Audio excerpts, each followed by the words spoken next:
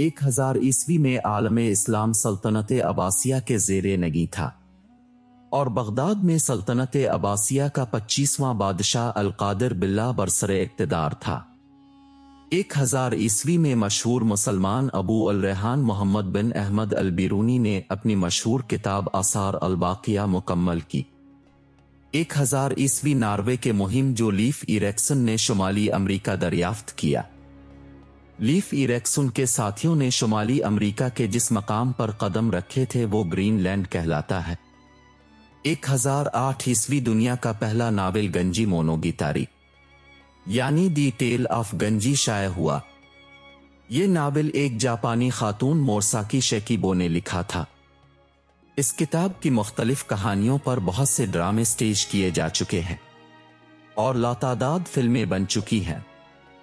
1009 میں ایران کے مشہور شاعر ابو القاسم فردوسی نے 35 برس کی محنت کے بعد اپنی معرکہ آرا نظم شاہنامہ مکمل کی۔ شاہنامہ ایران کی منظوم تاریخ ہے اور قبل از اسلام ایرانی تہذیب کی سرگزشت اور ایران کی سیاسی عروج و زوال کی داستان ہے۔ فردوسی کا انتقال 1025 میں خراسان میں ہوا تھا۔ 14 فروری 1014 کو روم میں جرمن بادشاہ ہنری دوم کی رسم تاجپوشی انجام دی گئی۔ ہنری دوم جس وقت بادشاہ بنا اس وقت اس کی سلطنت چاروں جانب سے حملہ آوروں کا نشانہ بنی ہوئی تھی۔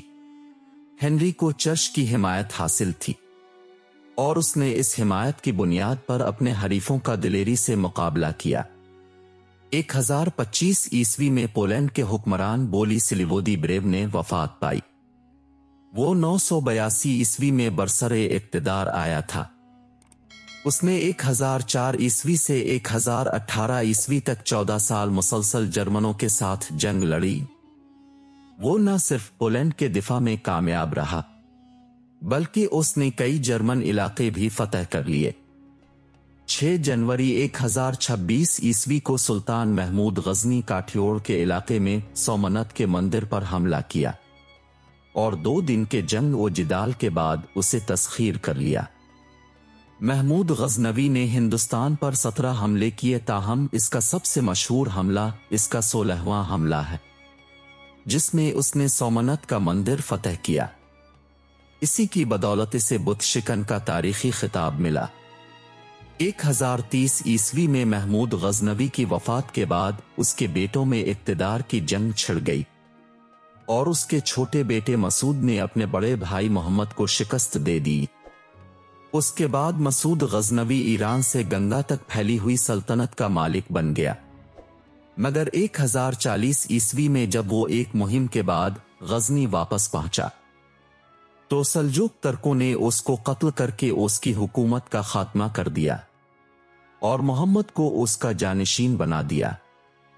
21 جون 1037 کو عالم اسلام کے عظیم سائنسدان بو علی سینا نے وفات پائی۔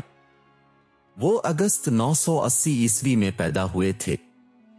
ان کی تصانیف میں القانون فی الطب ہے جو 8 صدیوں تک یورپ کی مختلف جامعات میں زیر درس رہی۔ بو علی سینا کی دیگر تصانیف میں کتاب الاشارات اور کتاب الشفا بھی بے حد مشہور ہے۔